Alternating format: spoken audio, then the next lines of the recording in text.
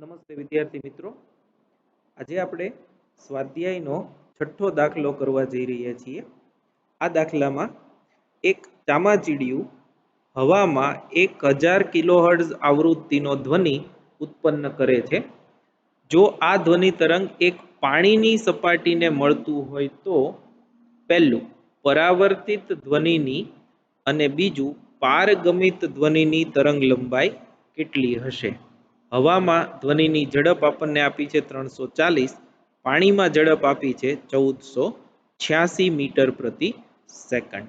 તો સોલ્યુશન આ એમસીક્યુમાં પૂછાય એવો દાખલો છે. ડેટા કલેક્શન કરીએ. આવૃત્તિ એફ એ આપણને આપી છે 1000 કિલો હર્ટ્ઝ, એટલે કે 1000 ઇન્ટુ 10³ હર્ટ્ઝ બરાબર 10⁶ હર્ટ્ઝ બરાબર છે. હવે પરાવર્તિત ધ્વનિ જે છે એ તો હવામાં જ હોય, કેમ કે ચામાચીડિયું હવામાં છે. એટલે પારગમિત ધ્વનિ છે એ ક્યાં હશે? પાણીમાં હશે. અને આપણે એવું ભણી ગયા છીએ કે માધ્યમ બદલાય, હવામાંથી પાણીમાં જાય તો તરંગ લંબાઈ બદલાય, આવૃત્તિમાં કોઈ ફેર પડતો નથી. તો આપણે બંને ગણતરી કરીએ. પહેલું પરાવર્તિત ધ્વનિ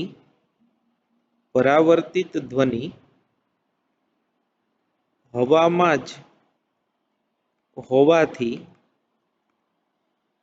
v બરાબર f લેમ્બડા પરથી તરંગ લંબાઈ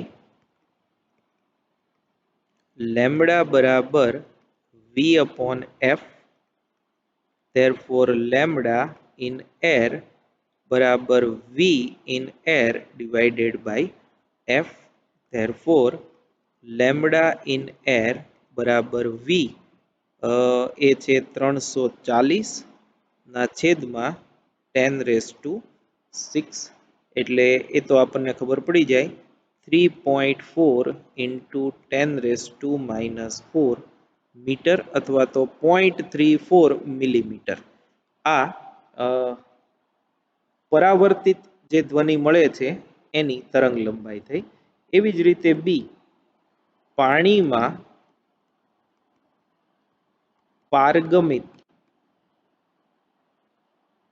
ધ્વનિ માટે v બરાબર f લેમ્બડા પરથી લેમ્બડા ઇન વોટર બરાબર v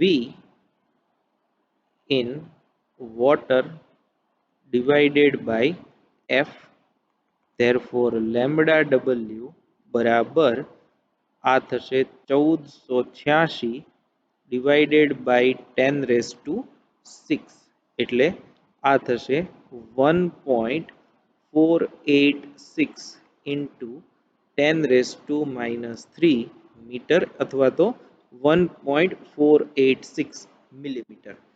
એટલે આમાં બહુ જાજુ કંઈ છે નહીં. તમારે v બરાબર f લેમ્બડા સૂત્ર છે એ યાદ રાખી અને એના પરથી ગણતરી કરવાની છે. Thank you very much.